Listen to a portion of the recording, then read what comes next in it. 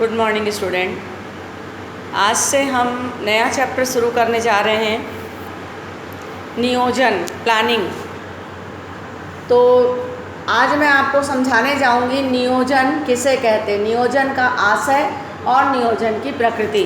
दो प्रश्न मैं समझाने जा रही हूँ। पहला, नियोजन किसे कहते हैं, और दूसरा, नियोजन की विशेषताएं या प्रकृति। तो सबसे पहले नियोजन प्लानिंग होता क्या है। नियोजन मतलब किसी भी कार्य को करने के पहले योजना तैयार करना, इसे ही हम कहेंगे नियोजन। किसी भी कार्य को करने के पहले योजना तैयार करना, इसे ही कहेंगे नियोजन। क्या करना है, कैसे करना है, उसको करने का सरल और सर्वोत्तम तरीका क्या होगा, इसे ही हम कहेंगे नियोजन। वास्तव में किसी विद्वान ने कहा है कि नियोजन जो है भविष्य में झांकने की तकनीक है। भविष्य में आने वाली बाधाओं को यदि हम दूर करना चाहते हैं तो उसके लिए वर्तमान में ही योजना बना लेना चाहिए। तो इसीलिए कहा गया है कि नियोजन भविष्य में झांकने की तकनीक है।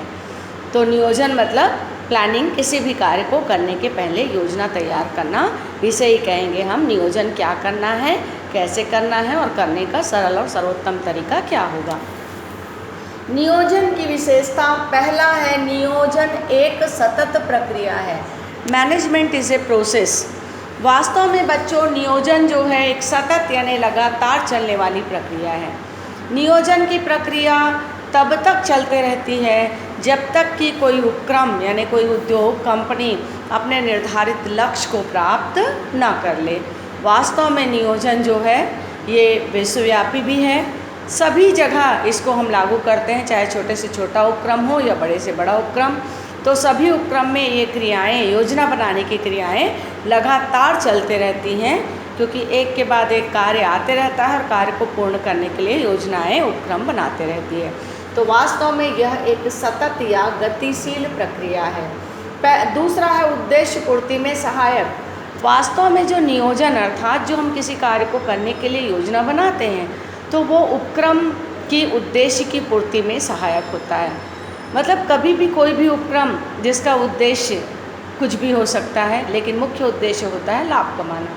तो कैसे लाभ अर्जित किया जाए, इसके लिए वो जो है उपक्रम जो है वो पूर्णतः प्रयासरत रहता है और कम से कम खर्च में अधिकतम उत्पादन को प्राप्त करने का प्रयास करता है।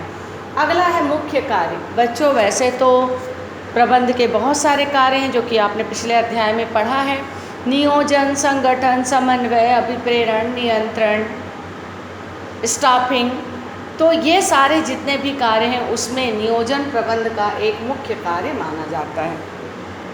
इसके बाद जो है बच्चों, प्रबंध के और भी बहुत सारे, नियोजन के और भी बहुत सारे कार्य हैं, जिसमें कि एक कार्य जो है वो है बौद्धिक क्रिया। वास्तव में जो प्रबंध है वो एक बौद्धिक क्रिया है। बौद्धिक क्रिया मतलब जिसमें चिंतन, सृजनात्मक चिंतन और कल्पना करना आवश्यक है। नियोजन जो है अपने लक्ष्य पूर्ति हेतु विभिन्न प्रकार की नीतियाँ तैयार करता है, विभिन्न प्रकार के कार्यक्रमों को तैयार करता है और उनमें से श्रेष्ठ विकल्प का चयन करता है। इसके लिए उसे ज्ञान, कौशल, चातुर्यता, चिंतन और दूरदर्शिता का होना जरूरी है। तो इसीलिए कहा गया है कि नियोजन वास्तव में एक बौद्धिक प्रक्रिया है। इसके बाद है सर्वव्यापकता। वास्तव में नियोजन का क्षेत्र जो है सर्वव्यापक है। नियोजन प्रत्येक क्षेत्र में लागू होता है, चाहे वो निजी संस्था हो, कोई छोटा उपक्रम हो, बड़ा उपक्रम हो, उद्योग हो, राष्ट्र, अंतर्राष्ट्रीय व्यापार, इसके अलावा अस्पताल हो, डाकघर हो, क्लिनिक हो, हॉस्पिटल हो, मंदिर हो, मस्जिद हो, सभी जगह योजनाबद्ध तरीके से कार्य को किया जाता है। इसीलिए नियोजन को सर्वव्यापक माना गया है। सर्वोत्तम विकल्प का चयन।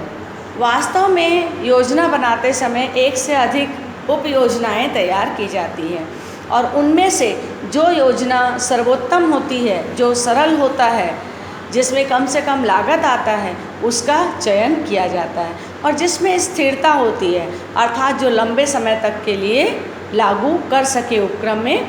तो इस तरीके से एक से अधिक विकल्प तैयार किया जाता है। योजना बनाने की विधि में मैं आपको समझाऊंगी। तो उनमें से जो बेस्ट होता है, जो सर्वोत्तम विकल्प होता है, उसका चयन किया जाता है। तो इस तरीके से विद्यार्थियों, आज हमने पढ़ा नियोजन का आशय, नियोजन की प्रकृति और विशेषताएं। इसके पहले बच्चों मैंने आपको 3 चैप्टर पढ़ा दिया है, तो आप उसका नोट्स तैयार कर लेंगे। और आपने नोट्स बनाया है कि नहीं, इसकी जानकारी मुझे व्हाट्सएप के माध्यम से कल देंगे। ठीक है, थैंक यू।